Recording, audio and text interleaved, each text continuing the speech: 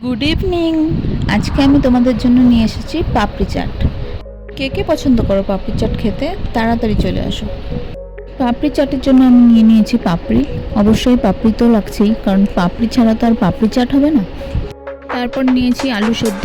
আমি আলুটাকে সেদ্ধ করে ছোট ছোট টুকরো করে চাট মশলা ও লবণ দিয়ে মেখে নিয়েছি।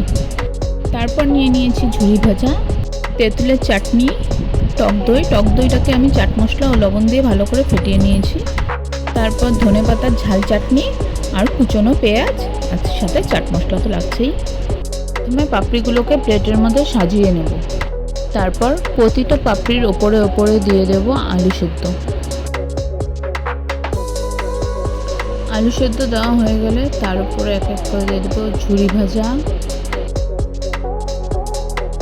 কুচনো পেঁয়াজ, দই, তেঁতুলের চাটনি, ধনিয়া পাতার চাটনি দিয়ে উপর দিয়ে আবার একটু ঝুরি ভাজা ও পেঁয়াজ কুচি ছিটিয়ে দেব। আপনারা চাইলে এটার মধ্যে পাপড়িও ভেঙে গুঁড়ো করে দিতে পারেন। এখন উপর দিয়ে একটু চাট মশলা ছিটিয়ে নিলেই রেডি পাপড়ি চাট। আমি এটিতে সস ব্যবহার করিনি, আপনারা চাইলে টমেটো সসও দিতে পারেন। ধন্যবাদ সবাইকে ভিডিওটি দেখার জন্য। ভালো লেগে থাকলে লাইক, কমেন্ট, শেয়ার করে পাশে থাকবেন।